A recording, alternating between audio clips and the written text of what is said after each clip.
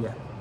The culmination to an incredible weekend. We have had a brilliant time on the kickoff. Poker last night, the kickoff, the first of the series today. It was immense. And I'm so surprised to say this, but Tottenham have beaten Manchester City at White Hart Lane 1-0. Wow. They were worthy winners. Mr. Lawrence McKenna joining for the review. Unknown pundit, I might call myself. It wasn't like the most enjoyable game, but I will say this. That pause is significant. Where are we going? Spurs have shown a soft underbelly that City have. Having said that, that is a soft underbelly that I think City aren't even really in pre-season with.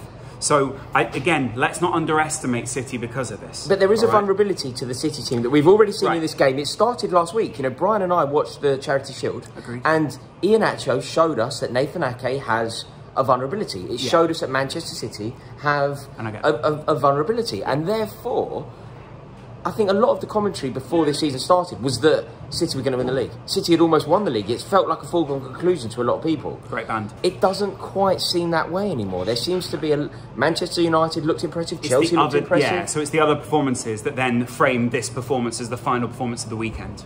Do you know the question that we have to ask? Harry Kane, not in the stands. A Tottenham fan singing, "Are you watching Harry Kane?" He probably is. Manchester City fans singing that Harry Kane wants to be a Blue. He does. I think he does. But do you think that Harry Kane, what impact will this result have on the future of Harry Kane? I think maybe there's an element of we think this has some huge implication because it feels so big in the moment. But actually, the ballpark for the fee is there. The negotiations are probably where either side think they should be at this point. Harry Kane's going to try and force his way out of the club, whether Tottenham win, lose or draw that game. And either way, from the outside, we can't really judge the narrative. Because say that City have won, I get the feeling that, we then go, well, Daniel Levy's going to go, we were without a best player, so I'm going to up our fee again, just to spite them or whatever. Either way, it's more about the perception from the outside than what's actually going on the inside. Do you think City will look at it now and see that they've been beaten twice this season, if we include the Charity Shield, without scoring a goal, looking fairly impotent up front? They've got the greatest assembled midfield arguably ever in terms of the creation possibilities. Possibly, apart from peak midfield. Do they need it? Do they need Harry Kane? You know what? Because they've gotten rid of Aguero, you can make a good argument for it. But I think Aguero was a couple of years ago. They've been lacking a striker for a few years now. And everything else, or the sum of the parts, have been making up for it. But in the Premier League, you've got to go through these cycles. You can't always just keep going with the same thing. And I think people have found ways to blunt Pep without a striker. Yeah. So with that striker, that changes everything. It changes the way that people have to play you. Because today, if Kane is in that City team, it changes the way that Spurs have to play against Man City. Yeah. Because they've got a central problem that they currently don't have.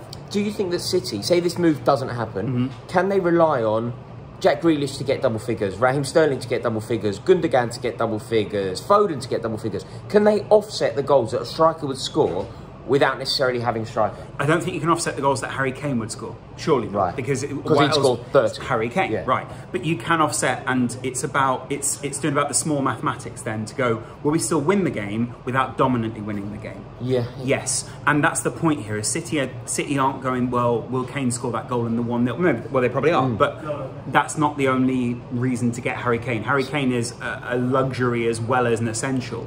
Yeah. And that's why you pay the luxury tax on top of the essential price. Do you know what? It's a huge result today. It's absolutely massive. For both the Premier League, for how the Premier League shapes up, this result is enormous, but also for Tottenham Hotspur. Sure. For Tottenham Hotspur, like, nobody really saw that coming.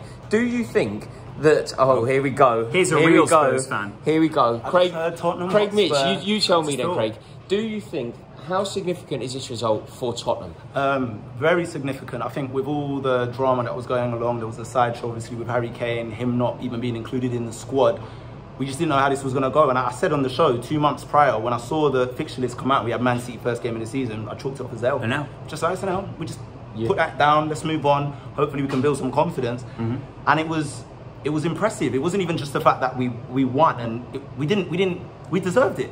We didn't need it. No. It could have been more. It could have been 2 or 3 0. One should have scored another one, and yeah, we move now. And I think that's a very personal W for the fans after what's happened with Kane and Daniel Levy.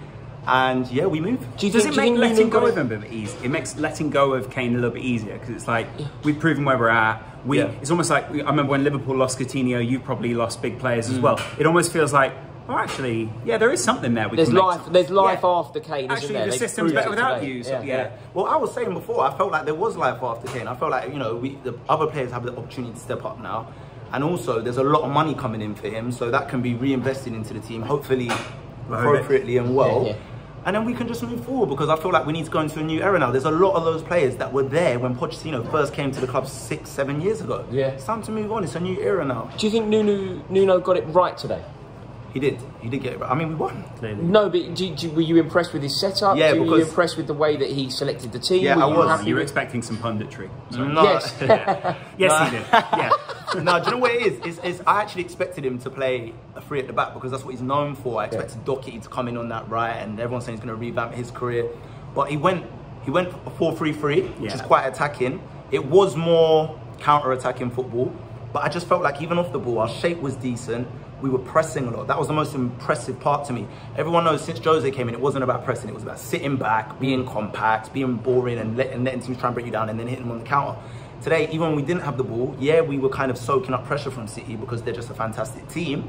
But we were pressing them. We were trying to chase the ball, put in tackles. We were just giving it our all. What's your aspirations this season? What you hope? Like, so have they been reassessed after that result? Yeah, Premier League.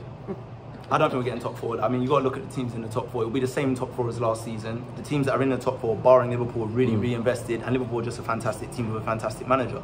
So for us to break into that top 4 is a massive ask. But looking at that result and the way we played, and the players we have, because we still got talented players in our ranks. I mean, Ndombele wasn't even in the squad. He's a fantastic player. He's probably your best midfielder in terms of attacking. Yeah, I mean, I think Romero, he's the most gifted, one of the most gifted at the club. For Romero as a centre-back came on for the last 4 minutes, and we had Sanchez and Tanganga, and you saw me before the game. I mean, Tanganga had a good game. Oh, he had a really good game. And this is what I'm saying, everyone was just giving it all, and I think maybe now, we could look at 5th. Right. We could so say, European qualification? As long as it's not that Europa Conference League, please, that we're in now. I'm not interested in that. I think, Leicester's going to probably be our rival. Right. But West Ham, I can't see doing what they did last season, so it'll probably be Arsenal and Leicester that big result for them today, though. Imagine, by the way, the narrative these players have gone from. A lot of these guys will have gone from Poch, where they're intensively coached. They've got like a lot of instruction. They feel well loved. There's an intense group there. To Jose Mourinho, who, even if you are his most loved player, it's still like you're on the edge of not being that guy. To losing that, to having basically Ryan Mason, no disrespect to him, but he's not a Mourinho or a Poch. To then coming into a Nuno, which is so that, we saw everything he does at Wolves. We saw the system that he has, the verve with which the players play, the coaching that he does, everything. So well crafted. So imagine this is a new manager bump after not like just a short-term dip, but like a long-term painful period. Imagine the feeling around, and you could kind of see that with the players today. Maybe I'm going off fumes of like, the first day of the season, but you can kind of see that today, that there was like a bit of a hop and a skip in their step, and they were beating City to most balls. Well, there was a fight as well. When Grealish was having it towards the end, Tottenham seemed to really be fighting for it, desperate for the 3 points, and to beat City, you can't overstate how important a result like that is. Nuno loves doing it as well, doesn't he? He's beat City with Wolves so many times. And as Spurs as a team as well, over the last 4 or 5 years, we've got some big results against City, and they really don't like us. No. Especially from that Champions League semi-final where... when Sterling scored in the last minute. I know. That was there's a little bit of bad blood there, so... Craig, I don't like to do this, but I must say, you shone today. I thought that Tottenham were great. And I didn't... I mean, both personally and as a club. It was an honour to have you on. No, thank you. Mate, I mean, I saw a few people say, Craig's chatting too much. But then some people were like, he's on his phone. I mean, I don't know what they want. Nah, you were brilliant. You've got to keep the office rolling. And we learnt a new word as well on the kickoff. What was it? If you're good with both feet, what are you called? Ambipedal. There we go. Well done. I don't know. Thank you all so much for watching this video. We hope that you've learned something as well. Huge thank you to Craig Mitch. Please subscribe to him. Huge thank you to Lozcast. Make sure you subscribe to him as well. If you've liked this video, click subscribe, give it a like, and I'll see you all very, very soon. Cheers.